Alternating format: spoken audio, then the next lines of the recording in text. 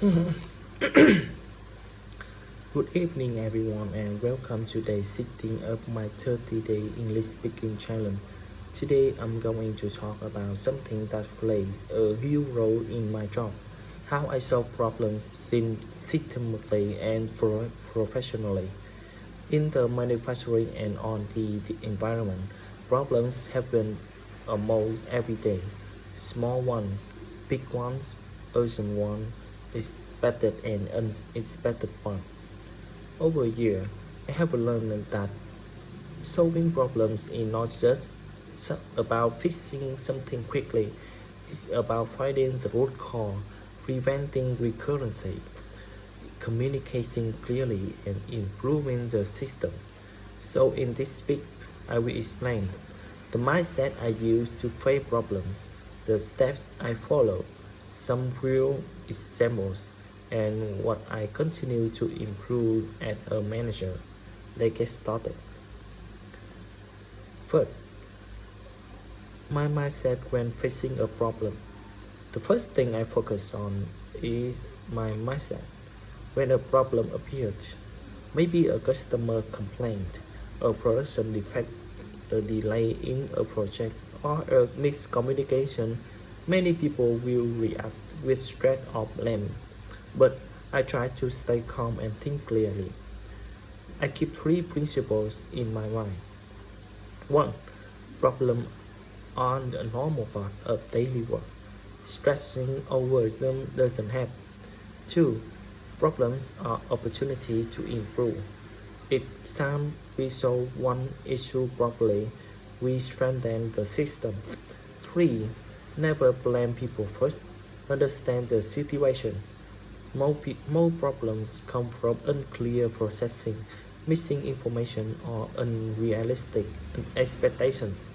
With this mindset, I can focus on solving the issue instead of reacting emotionally. Step 1. Understanding the problem clearly. The first step to solving any problem is to understand it fully.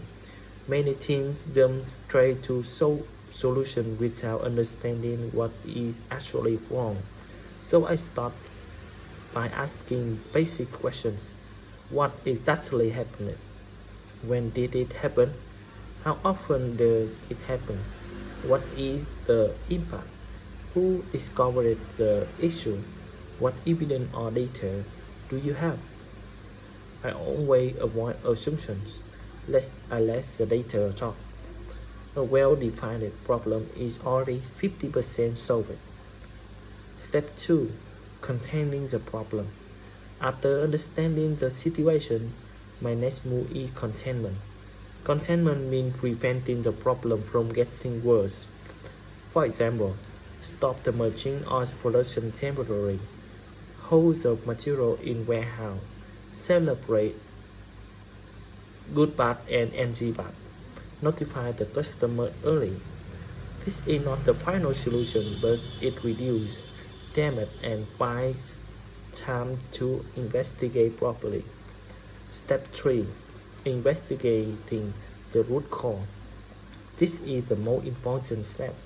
I usually use tools like the 5 whys, the fishbone diagram, not analysis, process mapping, material or design review. The goal is to find the deepest cause, not the surface level symptom. For example, a symptom, the part dimension is out of tolerance. The root cause, the cooling time was shortened because the operator tried to increase output. Once you find the root cause, real improvement become possible. Step 4. Choosing the best solution. After identifying the root cause, I usually generate 2 or 4 solution options. I evaluate each solution based on effectiveness, cost, timeline, risk, long-term stability. I never choose a solution just because it's fact. I choose the one that prevents recurrency and makes a system stronger. Step 5. Implementing the solution.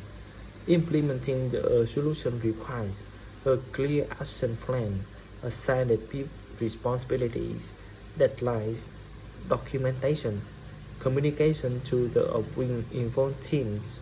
Even a great solution fails if the execution is weak. This is where coordination and leadership matter. Step 6. Verify effectiveness. After a solution is implemented, I never assume it works. I always verify its true. The data, the measurements, inspection results, test runs, customer feedback. Only when the problem no longer returns do I consider the solution effects. Step 7. Preventing recurrency. The final step is improving the system so the same problems doesn't happen again. This might include updating SOPs, adjusting work instructions, training employees, improving design or tooling, improving communication, redesigning the process. Prevention is always better than correction. A company becomes more mature when fewer old problems repeat themselves.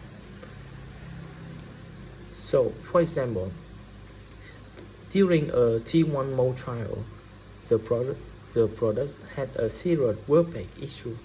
Some people suggest immediately changing the material or modifying the tooling, but I slowed the team down and suggest investigating first.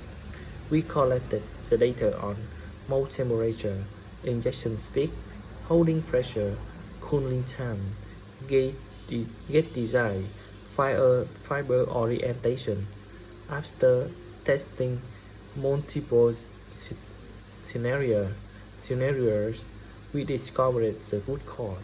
The cooling times were too short, causing uneven sink rate. The solution becomes simple. Increase the cooling time, balance cooling channel, adjust packing pressure. The WordPad reduced dramatically. The lesson learned: don't rush to tooling change. Always test processing faster first. For another example, when a customer complained about the flow mask on the cosmetic bag, the team through the mold were defective. Some wanted to polish the cavity immediately, but polishing would increase cost, time, and risk. So we investigated material drying, injection speed, melt temperatures, gate time, venting. The root cause wasn't the mold; it was insufficient material drying. After adjusting the drying time and the temperature, the defective disappeared. This taught the team a valuable lesson: never jump to conclusions, follow the evidence. So, solving problems often comes with stress, especially when the customers are waiting for our production is stopped. I try to stay calm, communicate clearly, avoid blaming, focus on facts, give a team confidence. A calm leader creates a calm team, and a calm team solves problems better. Even as a manager, I keep improving. I learn from customer feedback, audits, senior engineers, books and training, mistakes, daily experience. Every problem teaches me something. I believe that the moment I manager stop learning, the whole team stop growing. So that's everything I want to share for this city. Problem solving is one of the most important skills in my role. So, and I always working to improve it. Thank you for listening, and I will see you tomorrow for day 7 of my English speaking challenge.